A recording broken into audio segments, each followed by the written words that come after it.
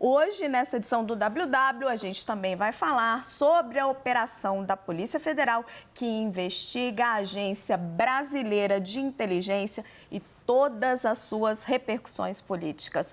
Comigo aqui no estúdio, minhas parceiras que estão todos os dias comigo no 360. Hoje a gente tem espaço aqui para uma roda mais ampliada. Clarissa Oliveira aqui do meu lado, Jussara Soares lá em Brasília. E nós três temos o prazer de receber Graziela Testa.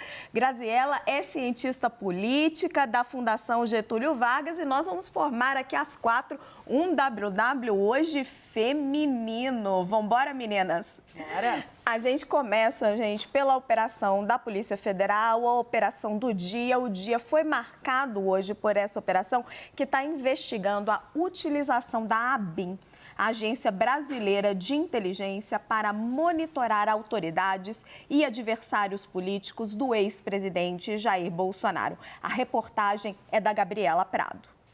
O principal alvo da operação é o deputado federal Alexandre Ramagem, do PL do Rio de Janeiro, que foi diretor-geral da ABIN durante o governo Bolsonaro.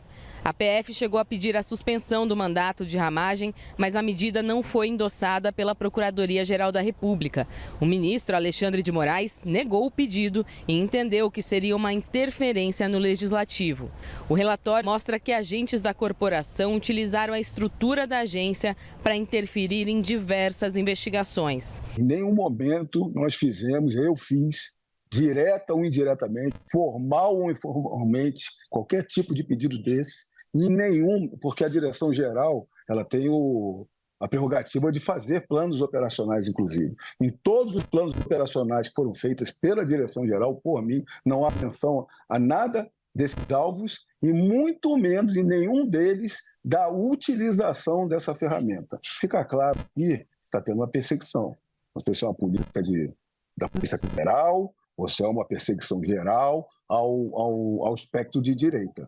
Na decisão que autorizou os mandados de busca e apreensão, Moraes afirma: os policiais destacados sob a direção de Alexandre Ramagem utilizaram das ferramentas e serviços da ABIN para serviços ilícitos e para interferir em diversas investigações da Polícia Federal, como, por exemplo, para tentar fazer prova a favor de Renan Bolsonaro, filho do então presidente Jair Bolsonaro. Outro trecho destaca: a utilização da ABIN para fins ilícitos é novamente apontada pela Polícia Federal e confirmada na investigação quando demonstra a preparação de relatórios para a defesa do senador Flávio Bolsonaro sob responsabilidade de Marcelo Bormevé, que ocupava o posto de chefe do Centro de Inteligência Nacional, como bem destacado pela Procuradoria-Geral da República.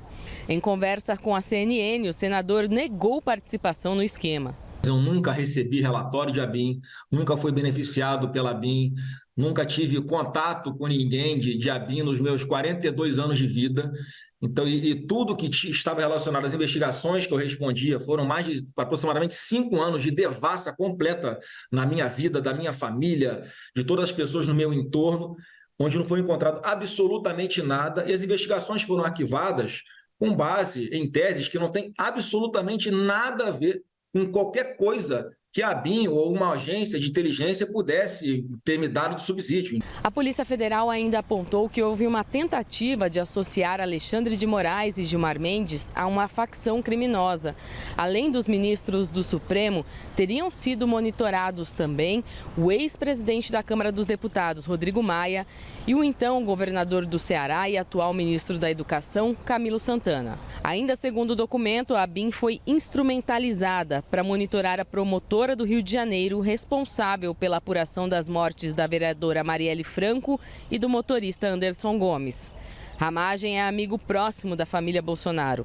Ele foi responsável pela segurança pessoal do ex-presidente durante a campanha eleitoral de 2018, antes de assumir a ABIN. Em 2022, foi eleito deputado federal e é o pré-candidato do PL à Prefeitura do Rio de Janeiro. Agora vamos para a análise.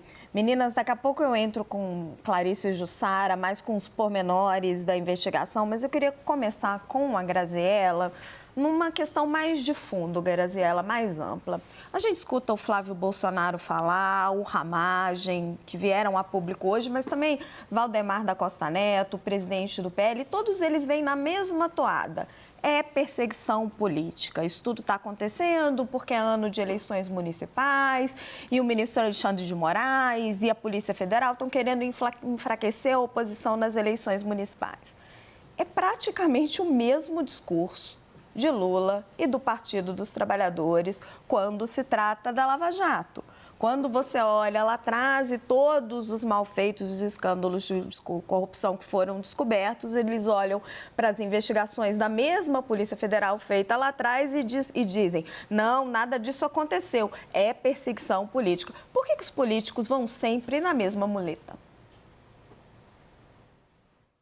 Se tudo é político, sempre, em ano eleitoral, tudo é político ao quadrado, né? E qualquer pequena modificação ou pequena novo acontecimento que aparece pode ter um grande impacto nas eleições. E eu acho que isso tem preocupado muito, sobretudo, Valdemar da Costa Neto, que entende Bolsonaro, sua família e toda essa eleitorado que vem com ele como sendo a grande galinha dos ovos de ouro do PL. Então, eu não tenho nenhuma dúvida de que existe uma preocupação parte de Valdemar da Costa Neto, PL, e, por outro lado, existe também uma dúvida sobre qual vai ser o impacto disso.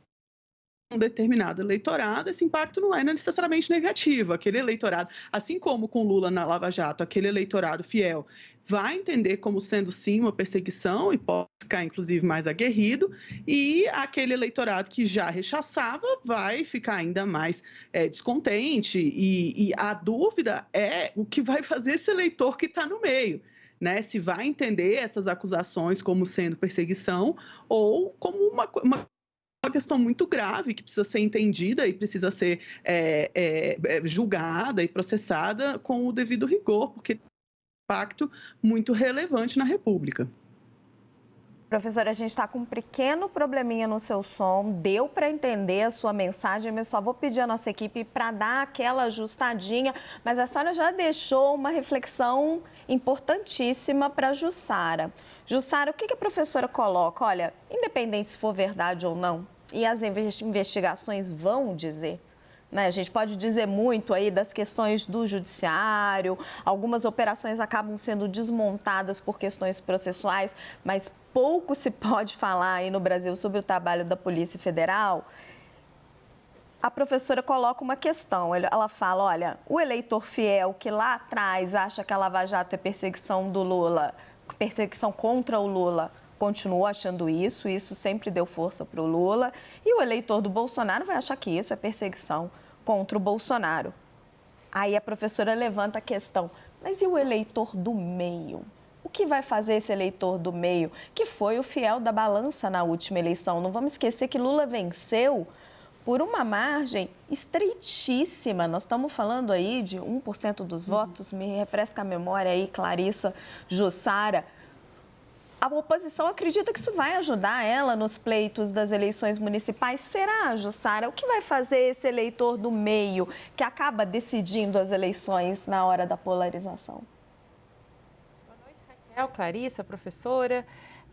De fato, quando essa operação começou hoje pela manhã e eu estava conversando com alguns integrantes do PL, representantes ali, aliados muito próximos do ex-presidente Jair Bolsonaro, e tinha ali uma certa apreensão, mas, por outro lado, também um olhar político de que essa operação favorece o discurso de perseguição política, não apenas ao ex-presidente Jair Bolsonaro, mas de todo o entorno. Diante disso, desse grupo político, né, que busca a polarização com o presidente Lula, os apoiados pelo presidente Lula, a operação, de fato, se torna ali um palanque político. Eles conseguem pegar ali, querem, pelo menos, a gente não sabe ainda se vão conseguir, mas a intenção é fazer desse limão uma limonada para reforçar esse discurso, essa narrativa, para usar um termo que eles gostam muito, né, de que se trata de uma perseguição, de que o que está havendo no Brasil é um jeito de tentar calar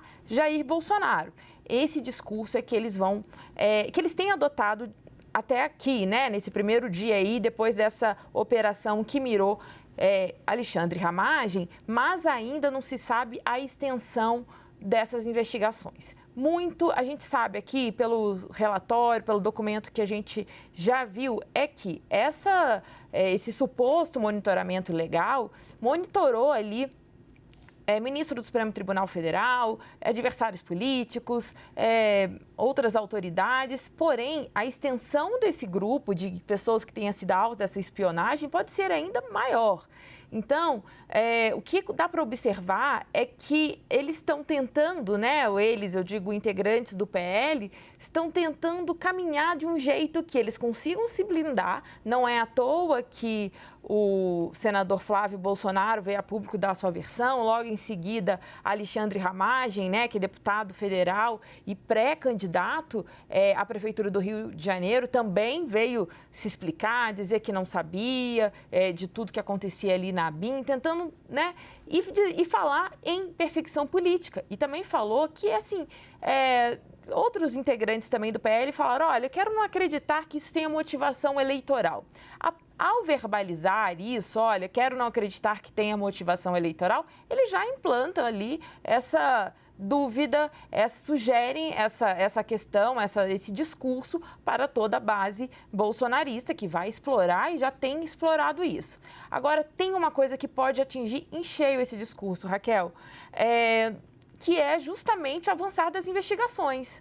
E isso pode realmente colocar em xeque toda esse discurso, essa narrativa, esse argumento de que se trata de uma perseguição política. O tempo vai nos dizer, né, se esse discurso de polarização política até aqui tem parecido muito frágil, porque o primeiro relatório, Raquel, tem evidências bastante importantes. Agora é preciso avançar em quem mandou fazer esse tipo de monitoramento ilegal, quem se beneficiou dessas informações ilegais e quem mais esteve ali no alvo dessa espionagem. Então, é grave e aí, quando os integrantes do PL reafirmam que Alexandre Ramagem mantém a candidatura, a pré-candidatura no momento, né, para a Prefeitura do Rio, e também Carlos Jordi, que é aquele deputado federal, líder da oposição, que foi alvo na semana passada, e ele é pré-candidato em Niterói, ele também mantém ali na disputa pela Prefeitura ali de Niterói, e isso significa que eles estão ali tentando tirar disso, né? Tirar desse contexto todo algum proveito eleitoral. Mas aí eu tenho uma outra dúvida e aí vocês vão poder me ajudar a debater isso. Por quê? Tanto o ex-presidente Jair Bolsonaro, quanto o Valdemar da Costa Neto, que é o presidente do PL, quanto o presidente Lula, eles têm apostado nessa polarização. A gente vê isso até pelos próprios discursos de Lula, que vem, olha, essa eleição é Bolsonaro contra Lula, Lula contra Bolsonaro. Só que eu tenho dúvidas, porque eleição municipal tem outra característica. Até então, essa outra característica a gente observa na eleição ali, na hora de escolher o prefeito, a pessoa quer saber se a rua dela está asfaltada, se tem vaga na creche, se os serviços estão sendo, enfim, estão funcionando bem, o hospital, esse tipo de situação. Agora, o quanto a polarização e esse discurso ideológico vai impactar nessa disputa deste ano?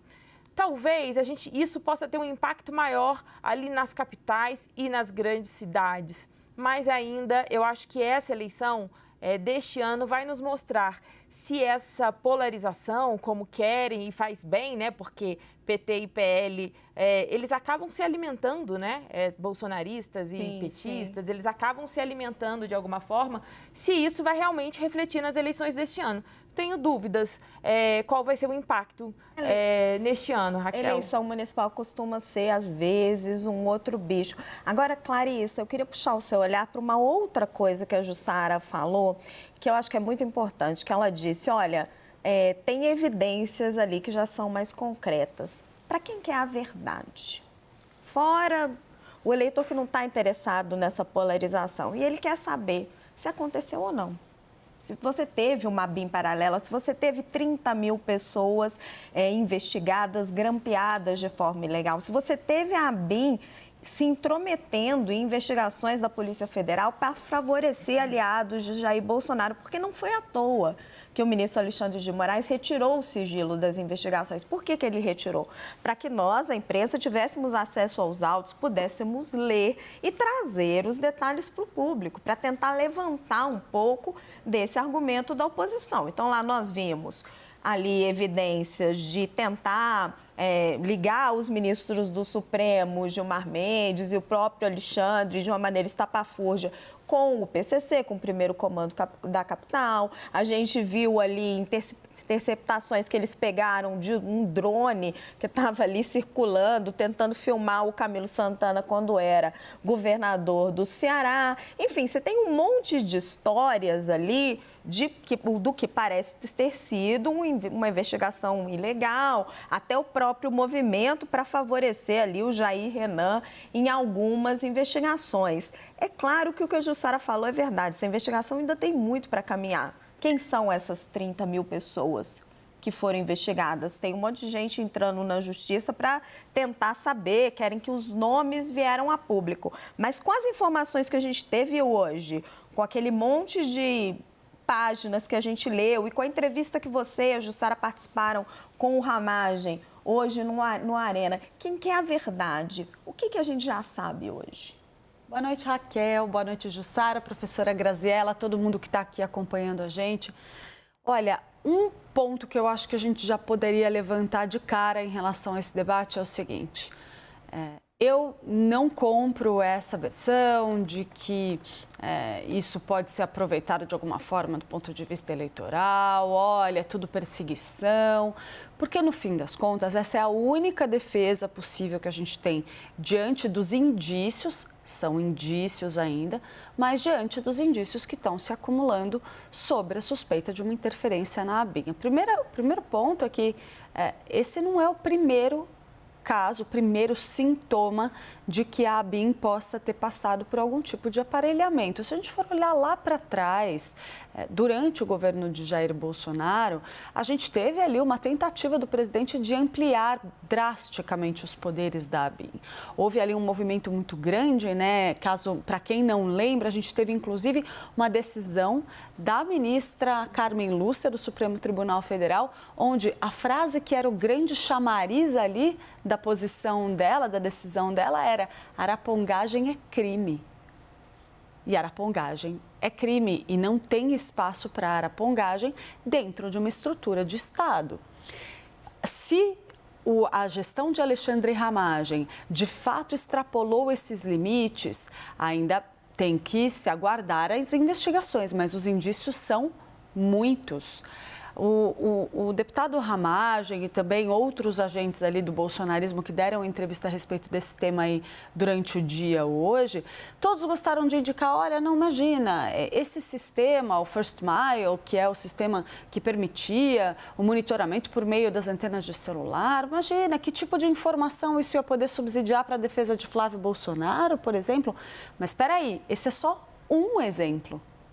Tem vários outros, vários mecanismos de coleta de informação. A gente tem uma agência de inteligência cuja função principal é subsidiar o governante com informações relevantes para a segurança nacional, informações relevantes para a segurança do aparato público em geral. Tudo isso está em questão. Não é só o tal sistema que cruzava as antenas de celular. É muito mais do que isso. Então, a questão é, havia ou não havia uma política de aparelhamento da ABIN para que ela fosse colocada a serviço do presidente da República e do seu grupo político? A gente já tinha visto uma outra tentativa, um decreto que poderia ampliar esses poderes. E aí a gente vê que, independentemente de essa iniciativa ter ido adiante, possivelmente foram encontradas fórmulas dentro da estrutura existente que pudessem trazer informações relevantes para o presidente. Jussara, você trouxe mais cedo uma declaração do Bebiano. Lembra? Quer colocar? Que eu acho que casa exatamente com o que a Clarissa está falando.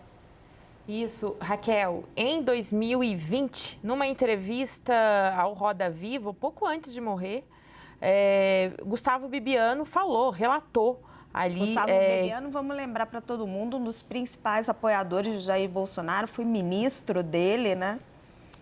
Exato. Gustavo Bebiano, Raquel, ele foi ali um dos coordenadores da campanha do ex-presidente Jair Bolsonaro em 2018, ficou muito rapidamente ali no governo, ele já tinha um atrito com Carlos Bolsonaro, ele acabou caindo diante desse atrito, acabou perdendo o cargo de ministro e era uma pessoa ali que tinha ali muitos detalhes de como funcionava Bolsonaro e toda a sua engrenagem. Pois bem, nessa entrevista que ele deu à Roda Viva na época, ele deu uma declaração dizendo que Carlos Bolsonaro, vereador do Rio de Janeiro, filho do ex-presidente Jair Bolsonaro e responsável ali pelas redes sociais dele, né, que Carlos Bolsonaro sugeriu que se criasse ali um núcleo de investigação que ficasse ligado no Palácio do Planalto. E Bebiano, na época, ele diz que ele foi contra isso e que alertou de como isso não seria adequado. Na época, Bebiano, Raquel, chegou a ser questionado se esse delegado envolvido, quem estava envolvido, era Alexandre Ramagem, que na época, né, essa entrevista foi em 2020, Ramagem já era o diretor-geral da ABIN. E Bebiano diz, na época, que ele se lembrava do nome do delegado, mas ele não ia revelar por uma questão institucional e pessoal. Isso a gente está falando em 2020, quando ele vem falar dessa suposta ABIN paralela, né, que Bolsonaro dizia... Que Bolsonaro queria mais informações e aí teve essa sugestão de Carlos Bolsonaro para criar ali um sistema que pudesse municiar Bolsonaro com informações. Raquel, e aí essa chama atenção porque quando o Ramagem foi questionado, né, se era Ramagem, ele se aproxima muito da família Bolsonaro porque ele foi o chefe da segurança de Bolsonaro na campanha de 2018, logo após Bolsonaro levar aquela facada em Juiz de Fora. Eles eram muito próximos. Professora, eu vou voltar com a senhora. Eu só preciso fazer um pequeno break. Vou fazer uma rápida pausa, porque está tendo muita repercussão, gente, desse caso. Porque Ramagem não é o primeiro. A gente teve uma operação da Polícia Federal recente contra Carlos Jordi, o senador Carlos Jordi, também do PL. E aí hoje teve bate-boca pelo Twitter entre Valdemar da Costa Neto, o presidente do PL, e Rodrigo Pacheco, presidente do Congresso Nacional. A gente conta tudo já e te dá todas as implicações e o que pode acontecer lá na frente. Fica aí, é bem rapidinho.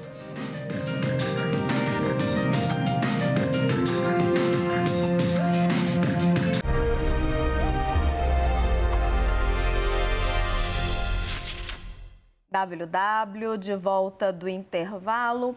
O presidente do Partido Liberal, Valdemar Costa Neto, se manifestou nas redes sociais sobre a operação que apura a atuação da ABIN e criticou o presidente do Senado. Ele escreveu, abre aspas, está claro que mais essa operação da PF de hoje contra o deputado Alexandre Ramagem é uma perseguição por causa do Bolsonaro. Esse negócio de ficar entrando nos gabinetes é uma falta de autoridade do Congresso Nacional. Rodrigo Pacheco deveria reagir e tomar providências. Isso é pura perseguição e pode acabar elegendo Ramagem com mais facilidade no Rio de Janeiro, fecha aspas. E após críticas por operação contra a Ramagem, o presidente do Senado, Rodrigo Pacheco, foi quem mandou um recado para Valdemar da Costa Neto, sem citar ele nominalmente. Vamos ver. Difícil manter algum tipo de diálogo com quem faz da política um exercício único para ampliar e obter ganhos com o fundo eleitoral.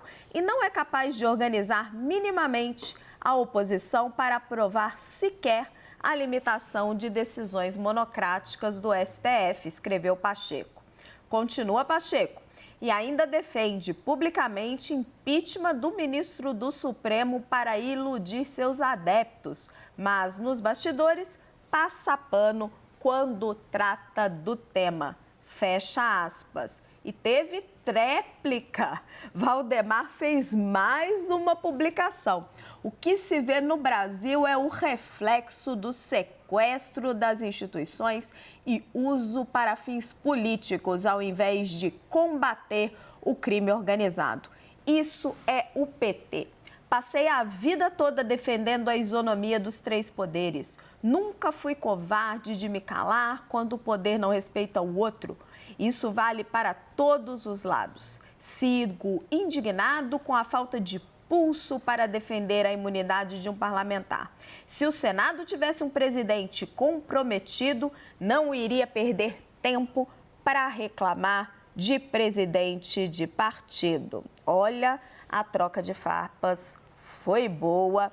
Graziella, nas entrevistas, e eu falei com o Valdemar mais cedo, Jussara também conversou com ele, ele estava espumando. Ele chamou Rodrigo Pacheco de frouxo, falou que Alexandre de Moraes estava interferindo no legislativo, isso tudo no on, como a gente diz no jargão jornalístico, estava sem papas na língua, ele realmente estava muito preocupado. Outros líderes da oposição também se posicionaram, Rogério Marinho veio a público e tem uma preocupação deles, que vários estão citando no privado. Inclusive, teve uma live do Cacai, que é um advogado muito influente, que circula muito dentro do petismo, em que ele faz uma citação, ele diz, olha, segundo pessoas que tiveram acesso aos processos, a gente ainda vai ter mais 18 deputados de oposição que vão ser alvos da Polícia Federal. Aí eu fui falar com o Cacai e ele me disse, não, Raquel, eu citei porque eu ouvi de fontes que tiveram acesso ao processo, mas eu mesmo não tive acesso ao inquérito, foi o que eu ouvi, etc. Mas, enfim, existe esse burburinho em Brasília, mal informado o Cacai não é, e está se esperando outras operações. Então, a oposição está se sentindo acuada. Agora, por que todos os focos em Rodrigo Pacheco? Por que o pessoal não está batendo, por exemplo, em Arthur Lira, presidente da Câmara? Ótima pergunta, Raquel, muito boa pergunta. Eu acho que tem 2 pontos aqui que são interessantes para a gente pensar isso, né? O primeiro deles é que existe uma dificuldade, como a Jussara falou, provavelmente esse é um fio que ainda vai ser puxado, né? A gente ainda não desenrolou nem 1/3 do que vai vir a ser falado nessa história. E quando se puxando esse fio, vai ser muito difícil continuar enquadrando essa questão como sendo uma questão de atrito entre legislativo e judiciário, que é sempre uma para a agenda de Valdemar da Costa Neto.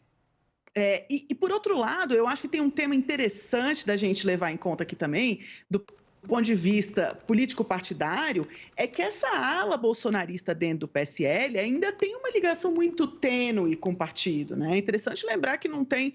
Agora tem o quê? Pouco mais de 1 ano, foi pouco antes das eleições que Bolsonaro se filia, que traz todo aquele setor mais ligado a ele do PSL para o PL. E Bolsonaro não tem uma tradição de uma ligação muito longa com o partido político. Valdemar da Costa Neto faz um grande esforço para manter a liga do PL e em algum acordo possível com essa turma que veio junto com o Bolsonaro para conseguir manter, enfim, todo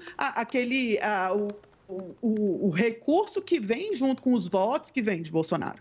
Né? Então, é importante para ele manter Bolsonaro no partido e, para isso, ele precisa demonstrar uma insatisfação. Agora, é muito estranho essa insatisfação ser somente com Rodrigo Pacheco, né? Porque não demonstram insatisfação também com Arthur Lira, que também tem ingerência sobre o que acontece na Câmara dos Deputados. Talvez tenha também uma escolha em fazer o que vai ser tornado público. Né? Tornar público um descontentamento faz com que Valdemar da Costa Neto se sinta mais próximo de Bolsonaro e Bolsonaro se sente contemplado.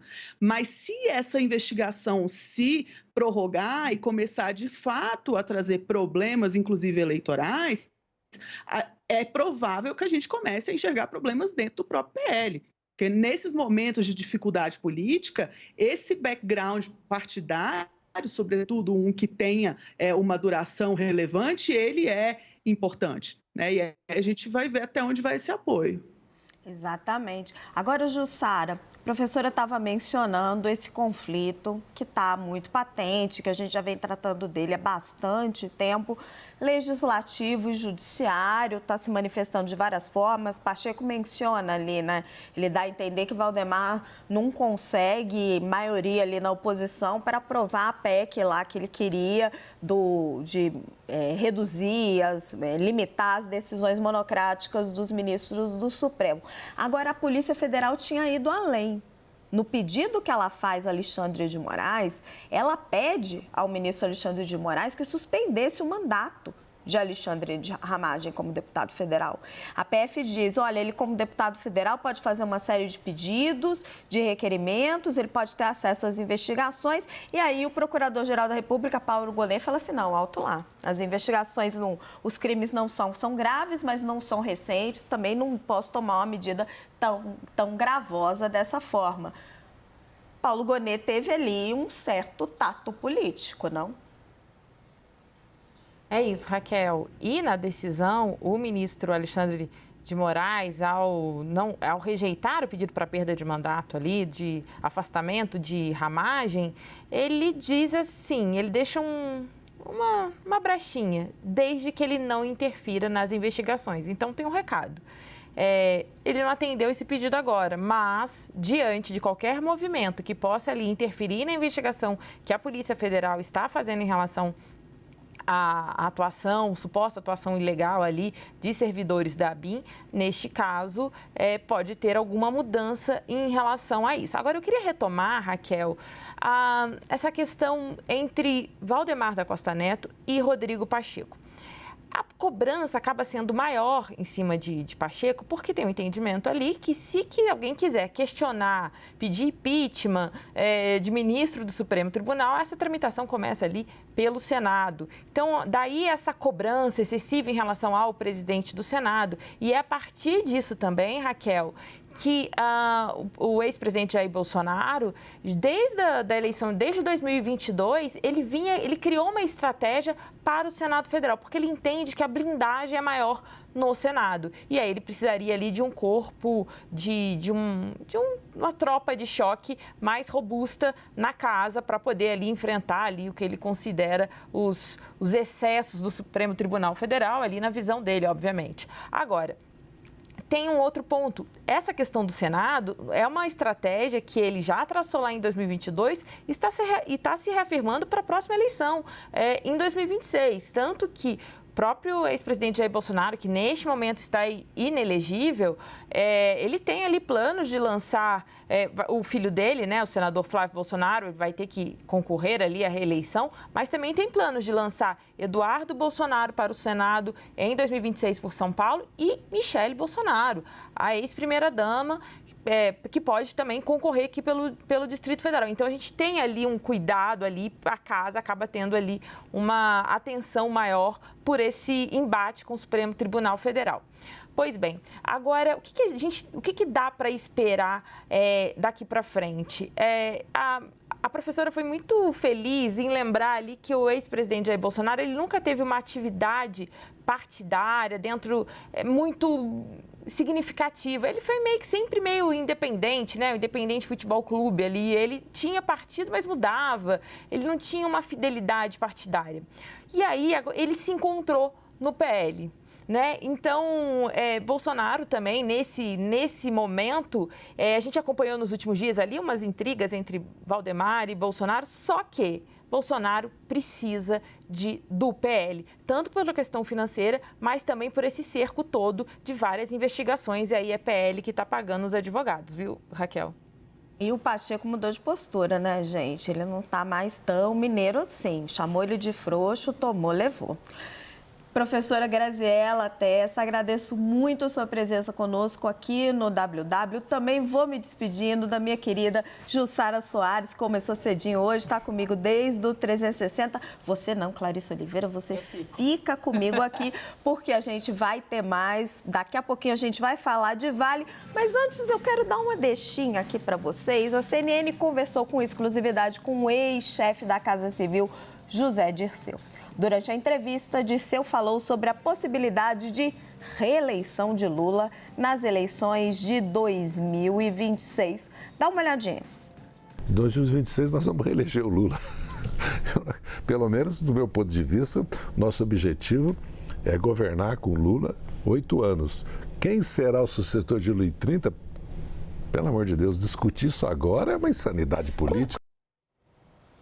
A íntegra da entrevista com José Dirceu irá ao ar hoje às 11 horas, logo depois aqui do WW. Preciso fazer um rápido intervalo, mas daqui a pouco nós vamos falar sobre a ofensiva de Lula para emplacar Guido Mantega na Vale. Até já, fica aí, é bem rapidinho, não perca, tem muita informação importante.